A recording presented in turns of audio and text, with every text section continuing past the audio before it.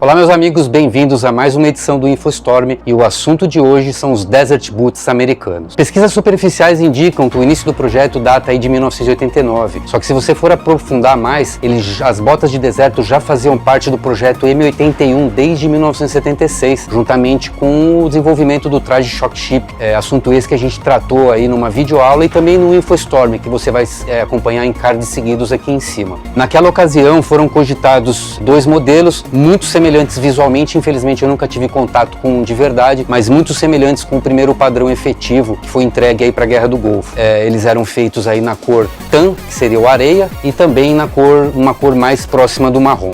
Bom, voltando a 1989, o cenário começava a aquecer ali na região do Oriente Médio, mais especificamente entre Iraque e Kuwait, com o Saddam ameaçando a invasão. Então, em 1989, o comandante da CENTCOM, que é o Comando Central dos Estados Unidos, o general Schwarzkopf, ele teve uma interferência muito grande nesse projeto, surgiu de uma união, na verdade ganhou o contrato a Welco, juntamente com a NATEC, US Army NATEC Laboratories, que desenvolve aí uniformes e acessórios para o exército americano. E dessa união surgiu aí a criação desse novo projeto, que incluía aí um novo modelo de bota de deserto, assim como um padrão especificamente todo preto, desenvolvido ainda para utilização com o traje BDU. Os projetos foram desenvolvidos simultaneamente pela Welco, os modelos eram bastante semelhantes. O intuito de criar um novo modelo de Jungle Boot era para substituir os diversos padrões que vinham utilizados aí desde 1967 da Guerra do Vietnã, fazendo uma unificação, diminuindo aí o investimento em materiais, tornando ele uma bota de uma cor só para utilização com o traje BDU. Diversos modelos protótipos foram enviados da Welco para a NATIC, para que fosse feita a avaliação da adequação de conforto e também das cores para adequar o cenário até então proposto. E nesse meio tempo o caldeirão continuava fervendo lá. Os Estados Unidos voltava a enfrentar um cenário diferenciado, que era um cenário amplo, desértico, situação essa que eles não enfrentavam aí desde o início da Segunda Guerra Mundial nas campanhas do norte da África, e era um cenário que requeria um grande efetivo de ground troops, pessoal de solo mesmo. E o material que tinha até então, oriundo da Guerra do Vietnã, não era uma bota adequado. Em fotos do Vietnã você vê a utilização de diversos modelos, assim como durante a Guerra do Golfo, mas o modelo básico era o Jungle Boot em duas cores, verde e preto. Na configuração dele distinta, ele possuía aqui os drenos para que a água fosse retirada à medida que você caminha quando o boot encharca, o solado clássico Panamá, e por dentro desse solado havia uma chapa de aço que era um Spike Protective, que era para proteger contra as armadilhas do Vietnã. Esse era o modelo básico e que vem a ser encontrado muito frequentemente nas imagens durante a Guerra do Golfo. A ideia era criar uma unicidade, tirar essa variedade, tornando o traje alguma coisa dentro de um padrão para o cenário específico. Então, com essa grande influência do general Schwarzkopf, ele baixou algumas especificações que deveriam ser seguidas aí por esse novo conceito criado pela Welco, principalmente o seguinte: o couro devia ser numa cor de deserto, produzido aí em dois tipos de tecido. Couro camurça de alta resistência, de origem animal, gado, e lateral de cordura, uma malha de cordura muito resistente. Ele deveria ter uma conjunção aí de ilhoses normais com passantes de speed lace e um cadarço de nylon de deslize fácil, que era para facilitar tanto na hora de colocar quanto na hora de tirar a bota. Para o cenário de deserto, eles perderam os respiros, os drenos, porque isso fazia que com a areia, mais aquela parte talco da areia, entrasse por esses drenos e causasse bastante desconforto. A mudança da cor preto para o deserto, até o próprio preto ele não é uma boa camuflagem nem para a selva, porque ele era um couro brilhante. Então a exigência é que fosse um tecido opaco, que diminuísse o brilho. Esse modelo ele perde também a entressola, a chapa de aço, que quando a sola em contato com a areia esquentava demais, essa chapa de aço fazia com que demorasse muito para a bota esfriar. E manteve a clássica e bastante útil, eficiente Panamá Sole, solado Panamá, que ele tinha uma resistência muito grande à abrasividade, de solos de terra oriundos ali do Vietnã, assim como para os solos de areia, e conferia também um bom grip nesse novo terreno. Avançando um pouco no tempo, a guerra começa aí em agosto de 1990 e nesse momento ainda não tinha nada entregue, então todo mundo utilizando aí as botas oriundas dos projetos anteriores nas cores preta ou preto e verde. E a Welco começou a receber uma pressão muito grande para acelerar a produção desses novos modelos, e estava complicado porque eles conduziam os dois projetos, tanto a nova bota de selva, que viria a ser muito semelhante à anterior, porém no preto liso, e a nova versão destinada aí para o deserto. Ainda nessa época, eles também produziam um coturno all leather, todo de couro na versão preta, para as mesmas situações utilizadas com o traje BDU, porém em ambientes de baixa temperatura. Já é outubro de 90, até então não tinha sido entregue nada. A Welcome, enfim, avançado aí em dezembro, eles apresentam a primeira versão, o primeiro padrão, que já não era mais um protótipo, mas sim uma proposta para que se tornasse aí a primeira versão entregue para as forças de solo. Ele era chamado ND 914 Desert Boot, e essa daqui é o primeiro padrão. O projeto ele é aceito pelo Schwarzkopf e em 15 de janeiro de 1991 a Welcome entrega aí os primeiros 5.000 pares, os 5.000 exemplares para as forças de solo.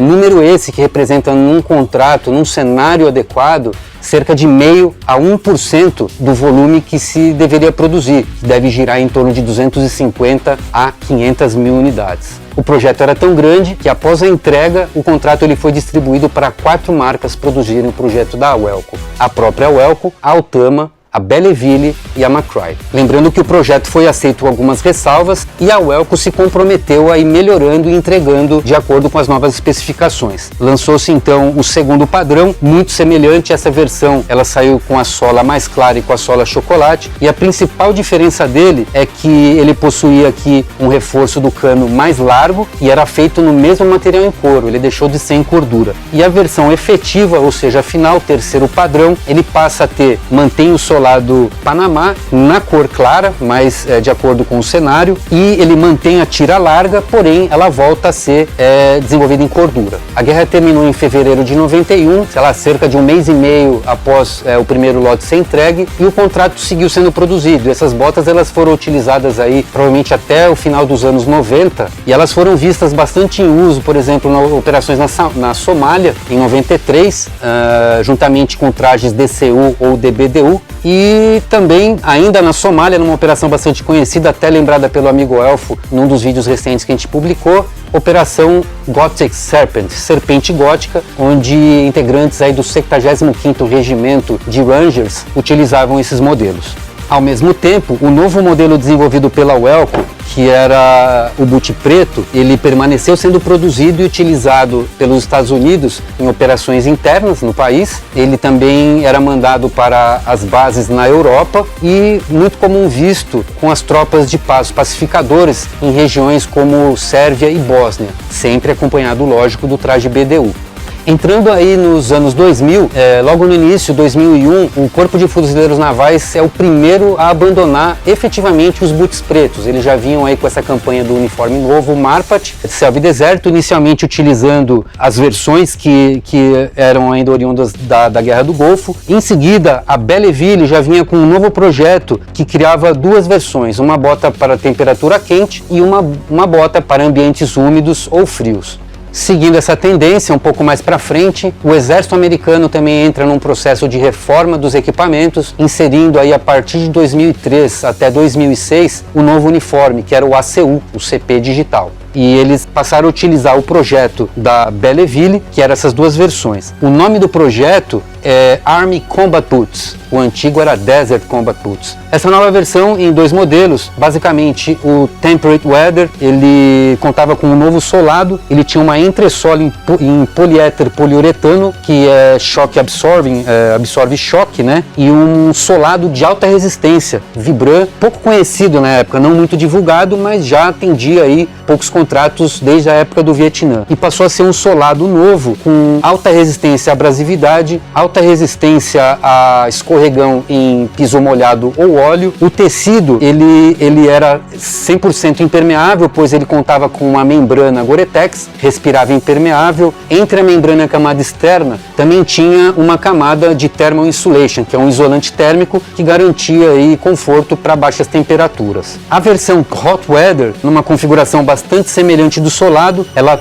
trouxe as configurações da versão anterior do Desert Combat Boots na parte de cima. Ele manteve sem aquela chapa de metal, não havia necessidade, mas eles retornaram aqui os respiros. Então passaram a ser 2 modelos adotados para utilização com o novo uniforme ACU na camuflagem UCP. E esse modelo então ele foi integrado no exército americano.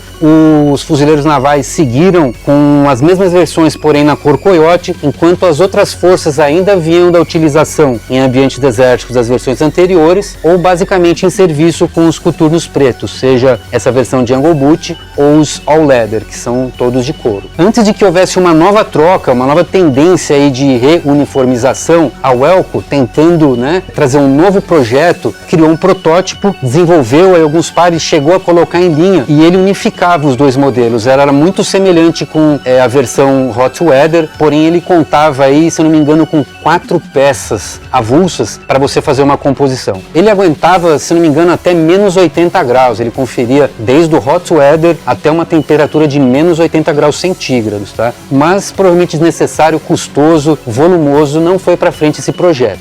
E seguindo a tendência um pouco mais para frente, a partir de 2015, com a reuniformização aí do exército americano e a entrada, a adoção aí do novo padrão OCP, eles também se viram obrigados a trocar a coloração da bota. Eles mantiveram os 2 modelos e esses 2 modelos eles vieram ser produzidos na cor Coyote Tan, acompanhando as cores do fuzileiro naval, que também já tinha evoluído desses modelos para modelos produzidos pela Damer, que a gente pode falar numa outra ocasião. É isso aí, gente. Eu tentei falar de uma forma rápida, mas para contar essa história com bastante informação e bastante imagens, teve que alongar um pouco. Se vocês gostaram desse assunto, não perca o vídeo, a videoaula que o Magnum tocou aqui, falando dos coturnos pretos aí desde 1960 até 2006, tá nesse card aqui. Se você achou essa produção boa, deixa o like pra gente. Obrigado, gente. Um grande abraço.